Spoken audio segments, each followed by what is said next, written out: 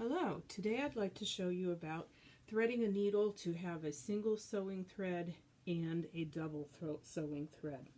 I'm using this huge needle today just because it'll show better on the camera, and I have a very thick thread. First of all, when you cut your thread off of the spool, you want to cut it on an angle. Your great-great-grandmother licked her thread.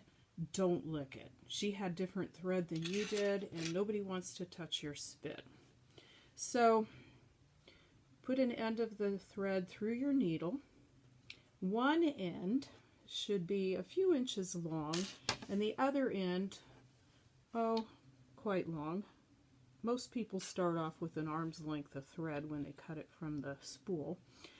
One of the problems that beginning sewers have is when you're trying to sew with this short end gets shorter and shorter, and it falls off your needle and frustrates you like all the time. So I like to have people put a half knot into their thread. So if you make a circle with this short end and you bring the end up through and you pull it, this looks like how you start tying your shoe. That'll give you a half knot to tie the end of the thread onto your needle.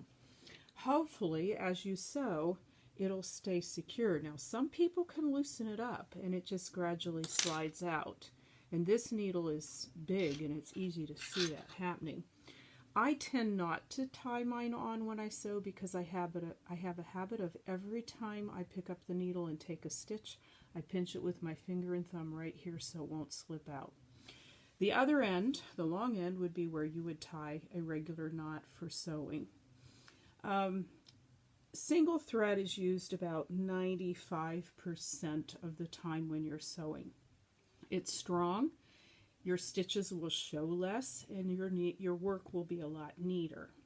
One of the mistakes beginning sewers make is to sew everything with a double thread, thinking it's got to be real strong. But that's not always the solution. Okay, so we have our single thread tied onto our needle. A double thread is actually easier to do. Just cut off your arm's length of thread and stick the thread through the needle and pull both ends equal. And so when you're pulling both ends equal here, and you tie a knot to hold both these ends equal down here at the long end, then whenever you sew, your needle won't fall off because it's already trapped on there. It's not going to fall off. You'll be sewing with two threads, and for buttons, hooks and eyes, and snaps, double thread is the best.